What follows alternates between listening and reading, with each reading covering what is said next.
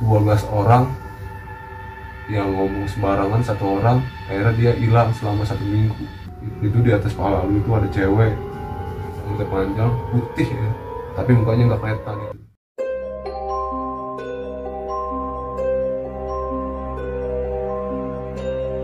Assalamualaikum warahmatullahi wabarakatuh. Waalaikumsalam warahmatullahi wabarakatuh. Balik lagi di Ngayap Dadakan. Buat konten kali ini gua nggak ngayap dulu nih kayak video-video gua sebelumnya. Cuman kali ini gua bakal sharing tentang cerita pendakian temen gua di suatu gunung. Buat konten ini gua namain cerpen, cerita pendakian.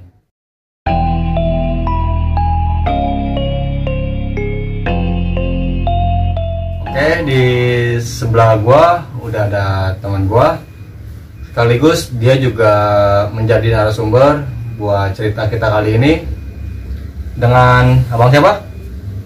Bang Kucai. Saya balik abang. Salam kenal.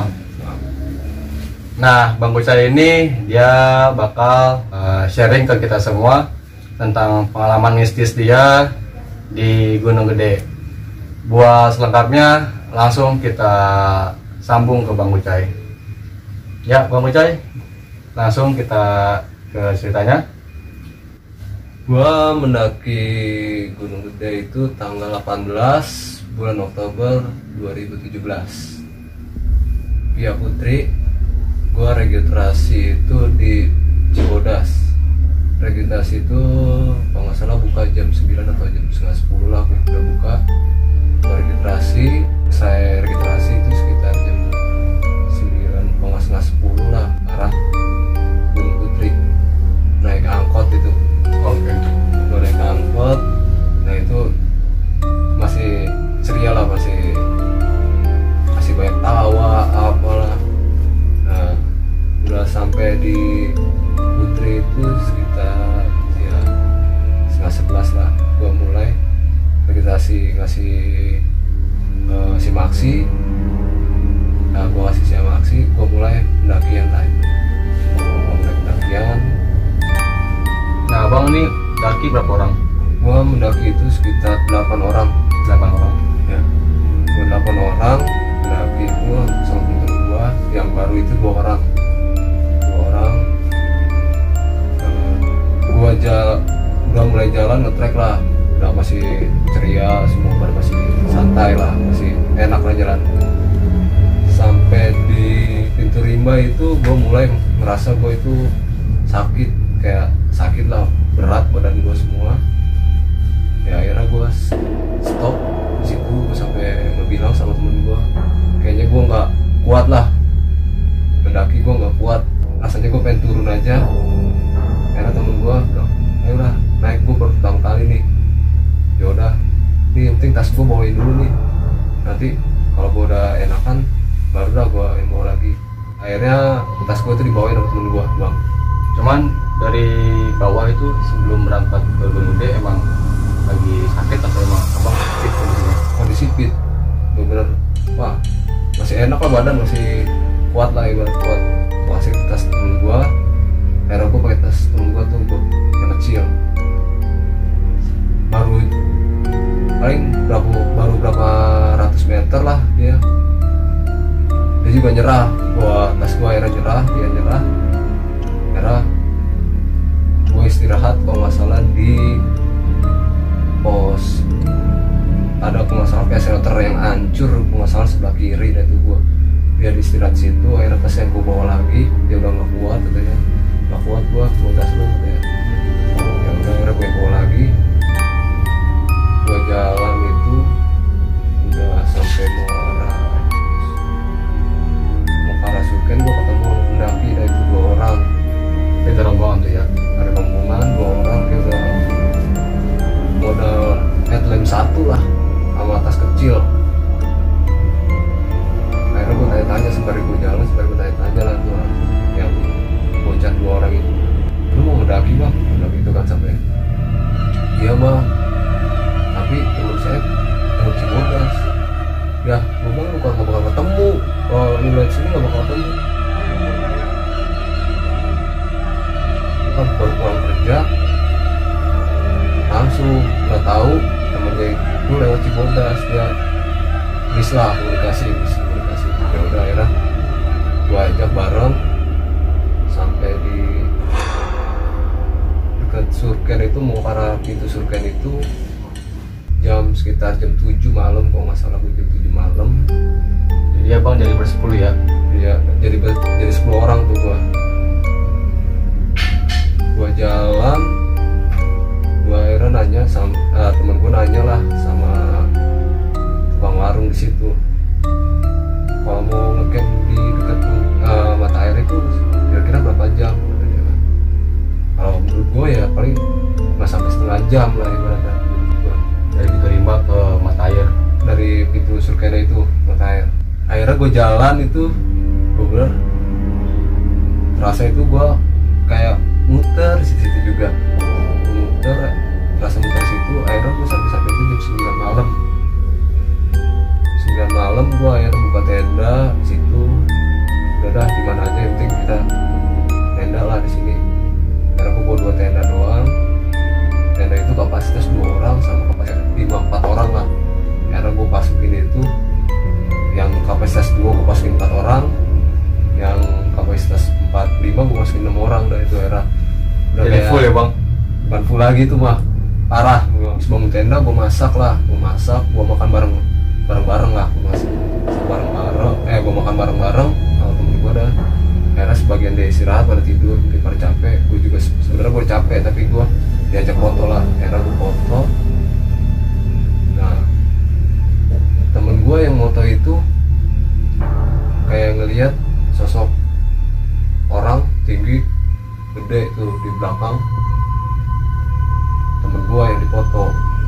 Akhirnya gue cabut dah, yaudah cabut. Akhirnya gue istirahat dah sekitar jam 11 lah. Akhirnya gue istirahat, gue di tenda. Gue sebenarnya gak bisa tidur soalnya sempit banget, udah numpuk lah, gue bilang udah numpuk.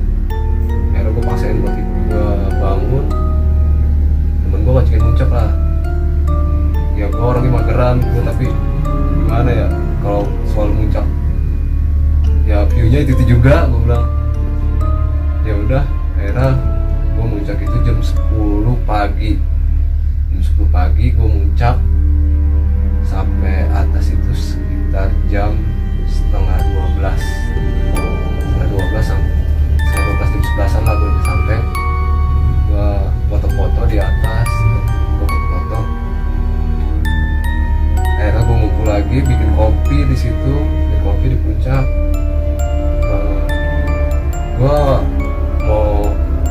Gue udah mau melintas ke Cibodas lah, turun ke Cibodas.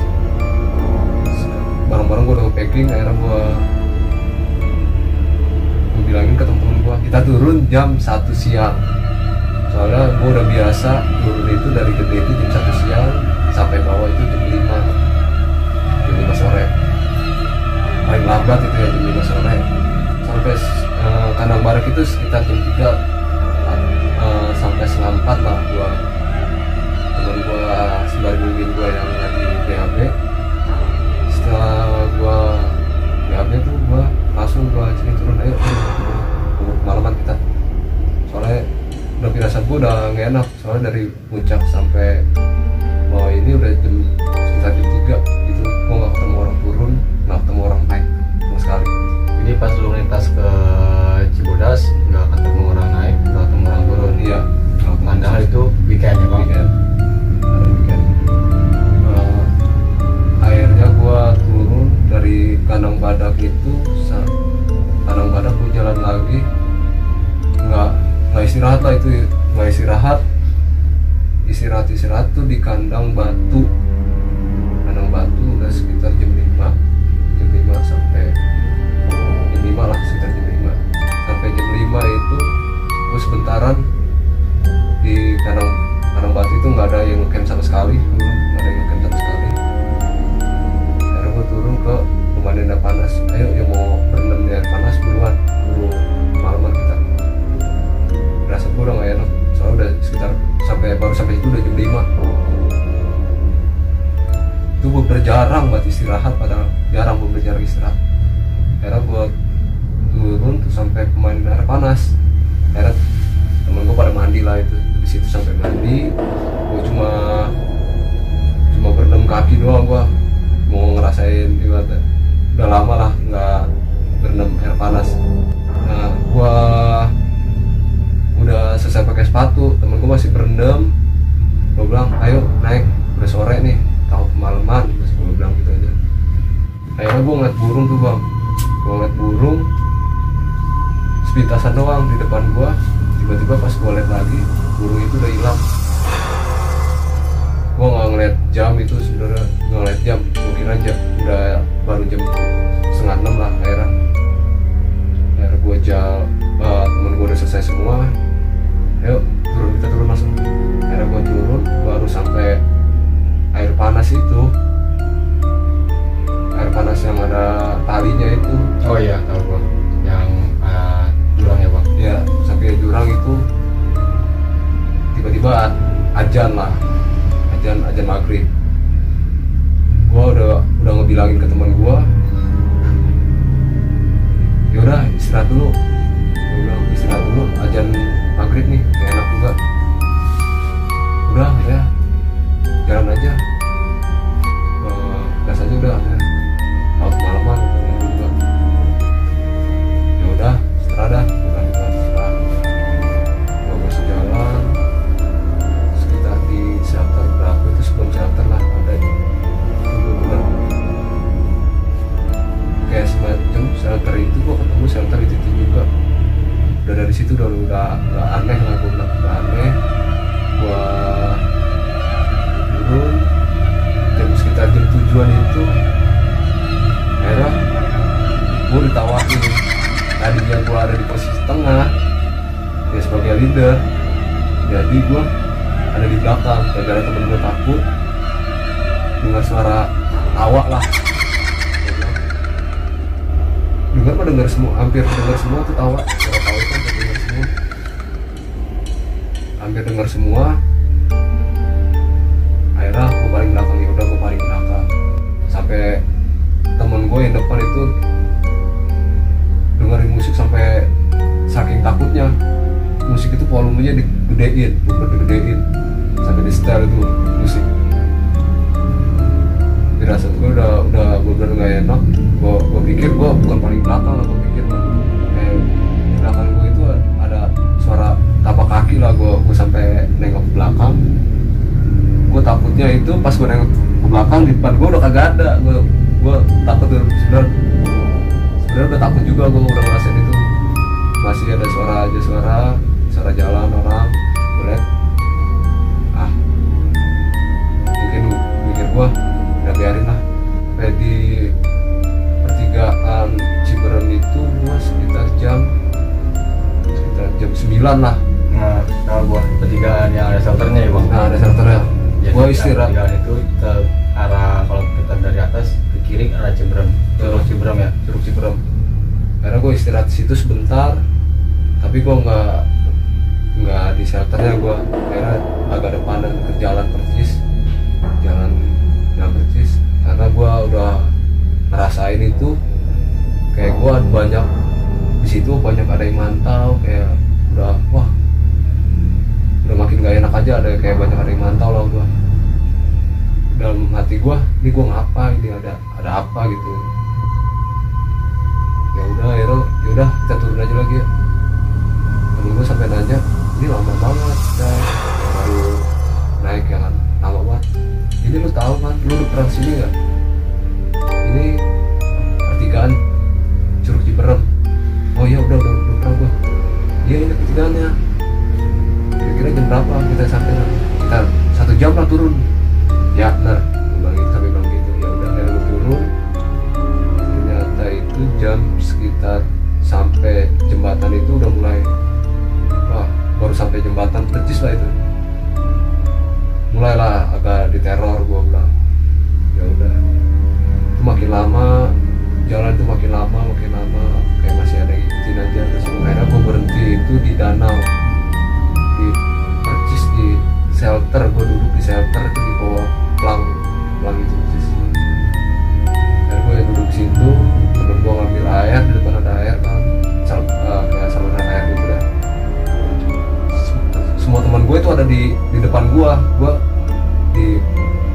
gue sekalian nyender lah, gue pengen nyender.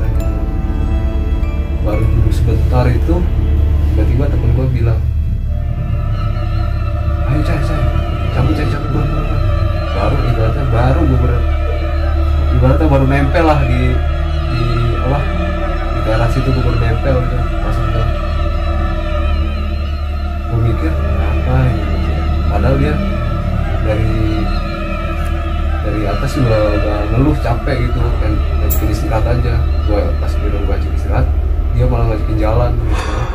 Kan aneh, gue bilang udah ini kayaknya kita lama nih, udah lama. Tapi gue sering lewat sini tapi cepet nih, sekitar paling setengah jam lah kita nyampe sampai bawah. Terus kita udah jam 10 malam gitu, kita jam 10 malam kita jalan lagi, jam 10 malam kita jalan. Nah patokan gue itu ada pohon gede sebelah kiri. Gue udah ketemu, ya mungkin berapa belokan lagi lah, gue mikir berapa belokan lagi kita nyampe. Akhirnya gue abang ya menurut gue udah gue patokin lah di situ, di pohon gede itu. Nah itu gue udah ngeliat ada kayak lampu rumah lah, udah kelihatan kayak semacam udah sampai mau base camp lah, ibarat udah gede lah lampunya. Gue bilang gede, wah no lampu no belum sampai kita. Ternyata gue kayak ketemu pohon itu lagi, ketemu ini lagi. Gue bilang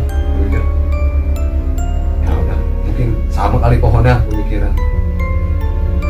Gue jalan lagi, ketemu itu lagi pohon yang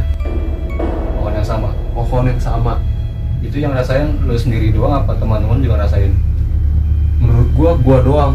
Temen gua ya intinya temen gua ngeluh terus, gua nyampe nah gua udah ngerasain ya udah ibaratnya udah nggak wajar lah. Ini gua bener mendakin ini udah nggak wajar, karena gua udah ngerasain dari pertama gua dari Putri itu udah dari beban berat itu ya biasanya gua fit aja, ternyata kayak beban itu kayak ada tambahan lah di pundak gua. Ya kayak gua ada yang ikutin kayak gitu, sampai ketemu pohon yang gede itu 4 kali kalau nggak salah. Karena gua pikir gua harus nyampe nih temen-temen gua, gimana ini gua udah mikir ke situ ya kan. Ya udah ya, akhirnya sampein juga itu gua. Yang lucunya ada lucunya juga bang. Apa tuh? Ketika temen gue mau naruh sampah, tiba-tiba itu dari sampah itu kabur belakang lagi, mau naik lagi, ternyata babi hutan. Wah, pada kaget semua, gue juga sempet kaget juga, gue juga mau kabur juga, gue kira apaan. Akhirnya gue sampai tempat registrasi itu pemeriksaan, udah nggak ada orang sama sekali, kosong sama sekali. Itu jam berapa tuh? Itu udah sekitar jam 1 malam. Dari Tanah Badak jam 3 sore sampai di base camp Cibodas jam 1 malam. Lama banget bang. Ya itu makanya aneh. Dakian gue paling aneh itu, gue bener ngerasain lama buat kaki, rasanya pengen copot gue bilang. Itu lama gue bilang. Akhirnya gue sampai, gue berhenti lah di istirahat di base camp ada Luis dari Cibodas karena motor gue dari Cibodas juga kan. Warung base camp itu sampai nanya ke gue, ini baru turun katanya. Iya pak, kok malam banget? Nggak tahu pak, padahal saya turun itu dari jam 1 pak, 1 siang. Turun dari puncak jam 1 siang sampai sini jam segini, jam 1 lagi, ketemu jam 1 lagi. Emang ada kendala? Nggak ada sih pak, bener. Dia sampai tukang warung itu sampai tawa-tawa aja. Nah itu bos, dari Ed itu ada kayak pemberitahuan itu di kertas, gue baca itu di madingnya bang. Di madingnya. Nah itu ada cerita 12 orang yang ngomong sembarangan, 1 orang akhirnya dia hilang selama 1 minggu. Itu baru tuh temen gue pada panik semua di situ, panik semua. Nah akhirnya temen gue baru cerita, dari di bawah baru cerita yang gue lihat itu cai, yang gue suruh langsung cabut. Yang di mana tuh bang? Yang di danau itu kan, danau itu di atas pala lu itu ada cewek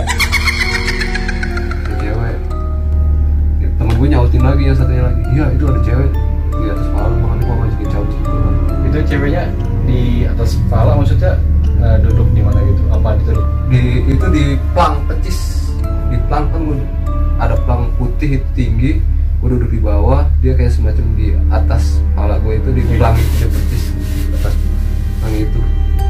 Cewek katanya rambutnya panjang putih tapi mukanya nggak kelihatan itu di situ. Ketika jam 4 itu gue akhirnya cabut lah, pulang pulang. Keadaan udah capek, udah ngantuk lah, udah capek, udah paksain aja, paksain seperti istirahat sebentar, paksain baru udah kita cabut pulang. Udah pulang kan, ada temen gue yang kapok buat naik lagi yang baru itu. Jadi kapok pulang ya? Iya, jadi kapok sejam dikerja buat pertama kali, dibuat lama pendakian, ya udah itulah Akhirnya udah kapok. ya. Cuman bang, kalau menurut lu ada nggak sih efek dari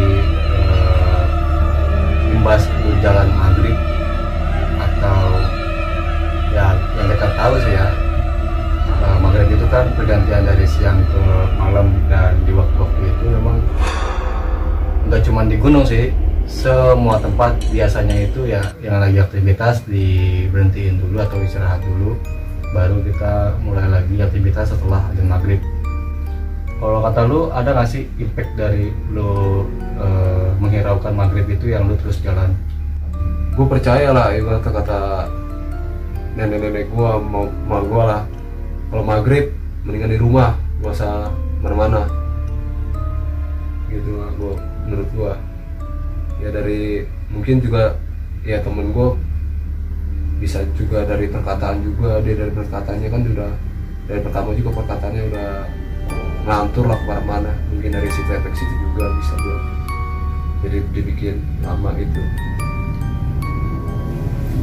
Oke, Bang Bucai, buat ceritanya cukup menarik, cukup merinding juga, dibikin muter-muter di Gunung Gede.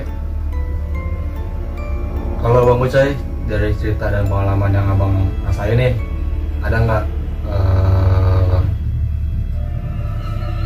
sharing buat teman-teman kita yang lagi baru mulai buat naik gunung, ataupun yang sudah expert di bidangnya, apa sih sikap-sikap yang dilakuin selama kita di gunung? Satu, safety, lu harus punya alat-alat gunung lah yang memadai lah. Kedua, lu harus sopan, ibaratnya lu bertamu di tempat orang, lu harus sopan lah. Ketiga itu, bawa turun sampah lu, karena gunung bukan tempat sampah. Itu aja sih bang. Setuju. Oke, cukup menarik cerita dari sahabat gua, teman gua pribadi. Ambil hikmahnya dan ambil pelajaran yang bisa diambil. Cukup di sini buat cerita cerpen kita bersama dengan Bang Bucai yang dibikin muter 4 kali di trek yang sama di Gunung Gede lewat Cibodas. Dan gua Barka, Gua Kucai. oke. Terus pantengin channel kita di Ngayap Dadakan, ngayapin terus.